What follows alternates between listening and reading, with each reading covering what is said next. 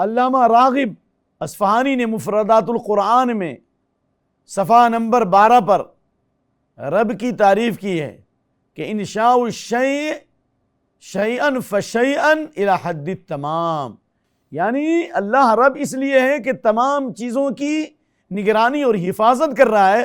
اللہ نے تمام چیزوں کی پرورش کی اور تمام چیزوں کو اللہ انجام تک پہنچا رہا ہے، یکے بعد دیگرے ان کی ضروریات کی تکمیل فرما رہا ہے۔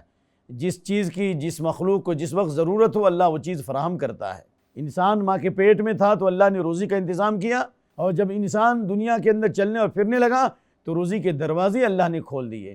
تمام مخلوقات کو اللہ ایک ہی وقت میں روزی دے رہا ہے اور ایک ہی وقت میں نگرانی کر رہا ہے اور ایک ہی وقت میں اللہ حفاظت کر رہا ہے، اس لیے کہ وہ رب ہے۔ نگرانی اور نگہداشت کا مسلسل انتظام و انصرام یہ رب کے مفہوم میں داخل ہے۔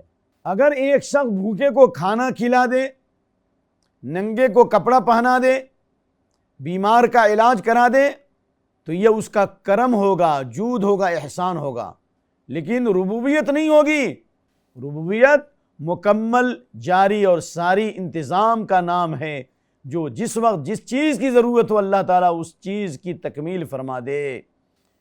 اس کی مثال دیکھو کہ بچہ جب ماں کے پیٹ سے نکلا تو اللہ تعالیٰ کی ربوبیت کا عظیم الشان مظہر دیکھو، ماں کے دل میں اللہ نے اولاد کی محبت پیدا کر دی کہ وہ ماں اپنی اولاد سے کس قدر محبت کرتی ہے کہ دن کو دن نہیں سمجھتی، رات کو رات نہیں سمجھتی۔ بچہ جب بڑا ہوتا ہے تو ماں اسے انگلی پکڑ پکڑ کر کے چلاتی ہے یہاں تک کہ بچہ جوان ہو جاتا ہے۔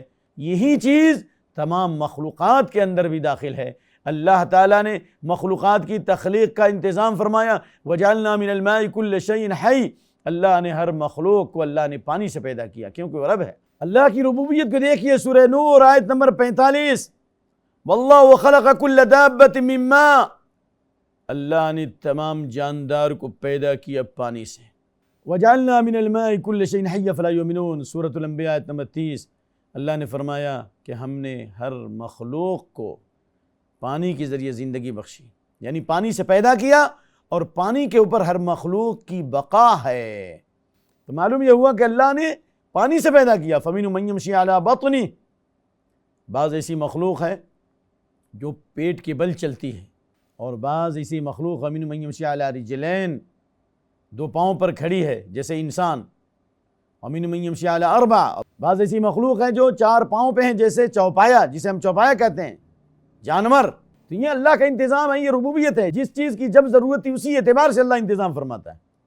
کیا اللہ کی ربوبیت نہیں ہے کہ ہاتھی جنگل میں دوڑ رہا ہے اور شیر کو اللہ تعالیٰ جنگل کا بادشاہ بنا دیا، اور چیونٹی کس طرح بلوں کے اندر رینگ رہی ہے، اور کس طریقے سے پھول باغ میں کھل رہے ہیں، اور کس طریقے سے آسمان کے تارے جگمگا رہے ہیں، اور کس طرح پھولوں کی بھینی بھینی خوشبو سے لوگوں کا دل و دماغ معطر ہو رہے ہیں۔ کیا هل من خالق غیر اللہ یرزقکم من السماء والارض، کیا اللہ کے علاوہ بھی کوئی خالق ہے جس نے ان تمام چیزوں کو پیدا کیا؟ کیا اللہ کے علاوہ بھی کوئی خالق ہے جو تمہیں روزی دے رہا ہے؟ افمن یخلق کمن لا یخلق، کیا خالق اور مخلوق دونوں برابر ہو سکتے؟ ہرگز نہیں۔ سنو اللہ تعالیٰ کی ذات ہی عظیم ہے، فتبارک اللہ احسن الخالقین۔ مرسی ٹی وی کے مزید ویڈیوز کے لیے ہمارے چینل کو سبسکرائب کریں اور بیل آئیکن کو ضرور دبائیں۔ جزاک اللہ خیرا۔ مرسی ٹی وی، پیغام رحمت۔